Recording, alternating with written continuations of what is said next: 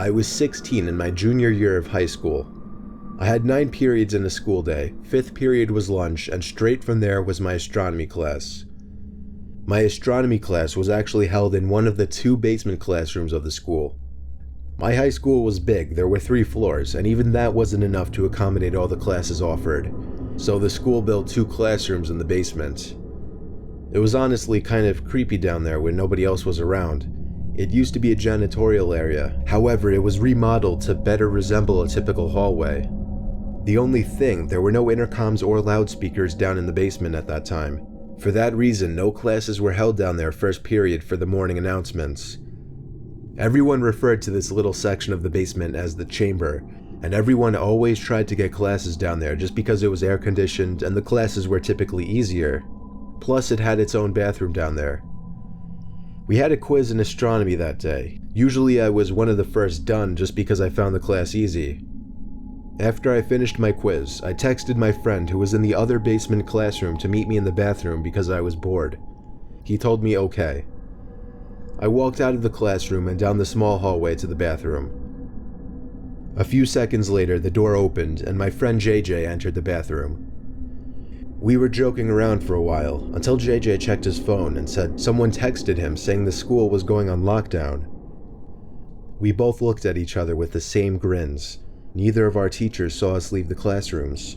That meant we had free range of the school while it was on lockdown. We agreed to sneak upstairs and look around the hallways just for the hell of it. The worst that would happen is that we'd explain how we couldn't hear the announcements in the basement classrooms. Upon opening the basement door to the main floor, we were surprised to find all the lights had been turned off, so the hallways were pretty much pitch black aside from the light pouring in from the doors in the lobby. This was legit because usually the lights were left on in the hallways during lockdowns. Something was going down, and we didn't know if we were even comfortable walking around now. JJ stepped out a little further into the hallway, and I followed suit. JJ then looked down the hall and said, "Who's that?" I looked, and emerging from the darkness was a man.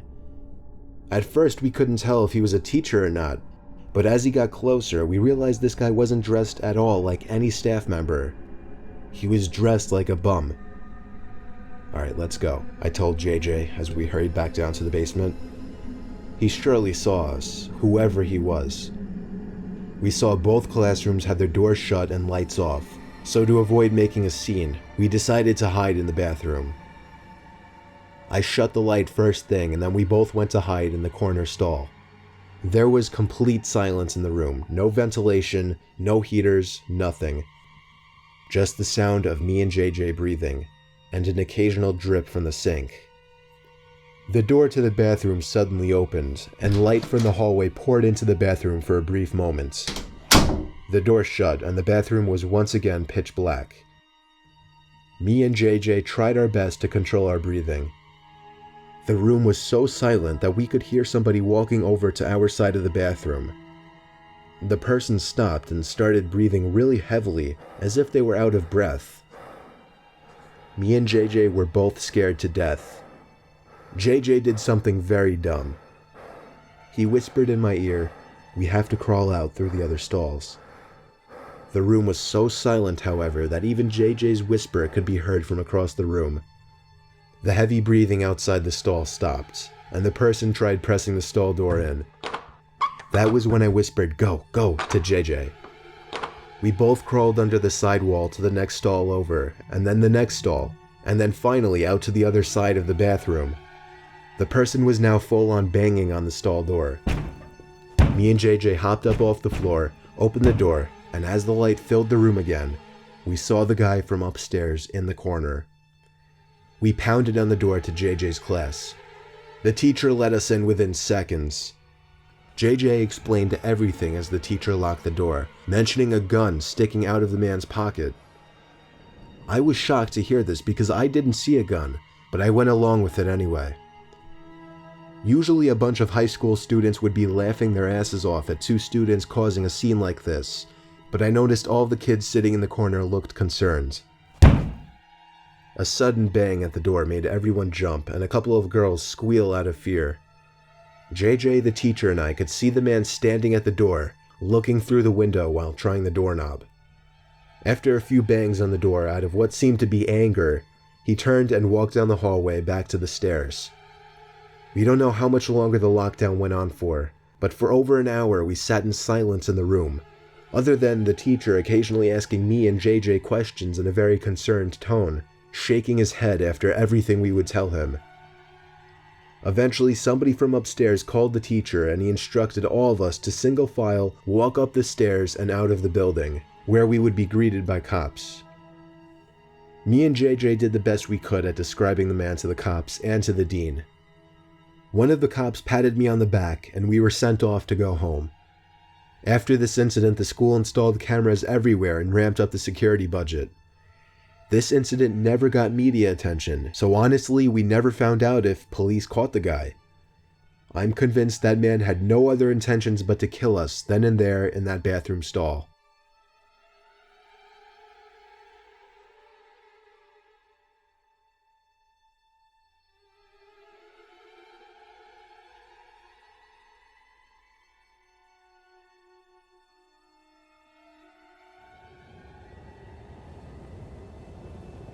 I'm a retired New Jersey police officer. Throughout my 20 years in the force, the most disturbing call I ever received was for a school lockdown happening at a nearby middle school, of which I'll leave out the name for legal reasons. It happened on a stormy, dark day. My car number was called on the radio to respond to a lockdown, where a suspicious-looking man was seen stepping out from a white van parked behind a school and walking into the back door by the boys' locker room. I pulled up to the back parking lot of the school, right next to the white van. Nobody was inside and all the doors and trunk were locked. I opened the red back door that entered into the gym hallway, right by the locker rooms. The main lights had been turned off, so the whole inside of the school was dark. I unholstered the flashlight from my belt and used it to navigate the halls. I made it to the lobby of the school, where a woman emerged from the front office quietly, telling me to check the boys' locker room but to be careful because the person might be armed. I called for backup on my radio and was assured backup was already on the way. I made it back to the hallway I entered from, where I found the boys' locker room right next to the exit. I pushed it open very quietly. There were no windows in the rooms, therefore there was no light whatsoever in that locker room. Only the light provided by the flashlight.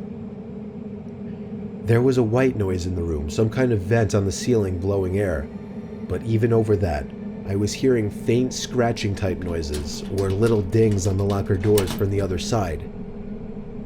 I was supposed to make my presence as a police officer known, but honestly, I was just too scared. The tension in the room was insane. I held my flashlight in one hand and my gun in the other as I snuck to the other side of the locker room. It seemed like wherever I was in the room, the dings and thuds would be coming from the other side. I was standing in the corner of the locker room, right by the door to the bathroom, when the sound of someone slamming a locker door from another room made me jump out of my skin. I went in the direction where I heard the slam, to find out that it was from the boys' football team locker room. There was no door separating the main locker room from the football locker room. The lockers in here were also 3 times the size. I finally had the nerve to make my presence known by shouting police. After shouting, a kid started screaming help from somewhere in the room. It was very muffled though. The kid pounded on a locker door on the other side of the row I was in. When I found out that the boy was trapped inside of a locker, I felt sick in my stomach. I told him I'd be right back, once again calling for backup while running outside to where the white van was. It was gone. My biggest mistake was not getting the plate number first thing. I told dispatch to be on lookout for a suspicious white van. I ran back into the school and instructed the staff in the front office to end the school day and to send somebody with a key to the locker room to get the boy out of the locker. The boy was held by the man with a knife on his back, as I speculate the man was quietly trying to get the 12-year-old boy to his van. The boy was bleeding on his arm from the man cutting him while resisting. The man's van was spotted a week later in a 7-Eleven parking lot, where he was arrested after being properly identified.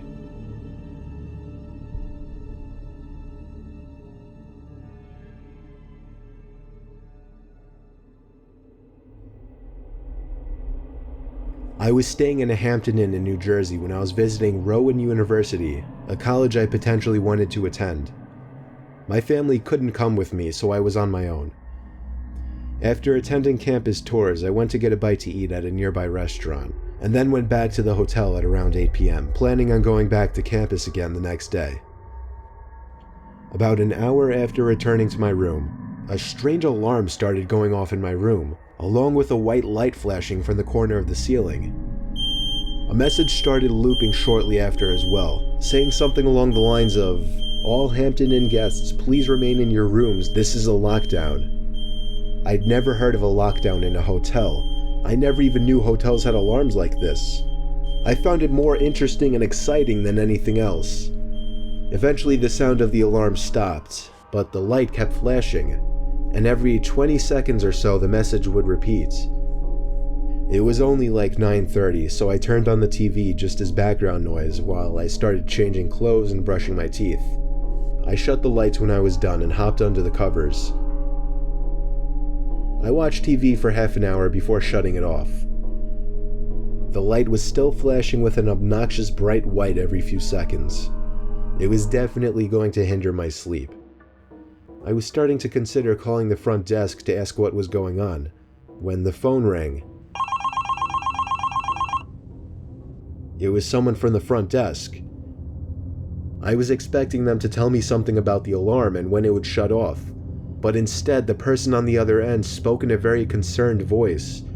She told me to remain calm and walk out the door. I took that opportunity to ask her what exactly was going on. She went on to tell me that there was somebody in the room with me and to get out immediately. I dropped the phone and instinctively started looking around everywhere. Part of me was curious to see if somebody was in fact in the room. I checked under the bed, looked into the empty bathroom, nobody in either spot. Then I noticed the closet door right next to the bathroom. It was one of those closets with a wooden sliding door. It was open just a tiny crack, and through that tiny crack, I could see a person's face. At first, it didn't sink in what I was seeing, but when the door slid shut, that was when I freaked out and ran out the door. The people at the front desk showed me security footage from an hour earlier of some sketchy-looking man walking around the hallways, apparently looking for a certain room. When he got to my door, he opened it with the card he somehow acquired, and that was it. I stayed around as the authorities took the person out in chains. It was a man, of course, on the shorter side, easily 40s. He looked at me as he passed, as if he knew who I was immediately. It's scary thinking back that he may have been watching me for more than an hour from that closet.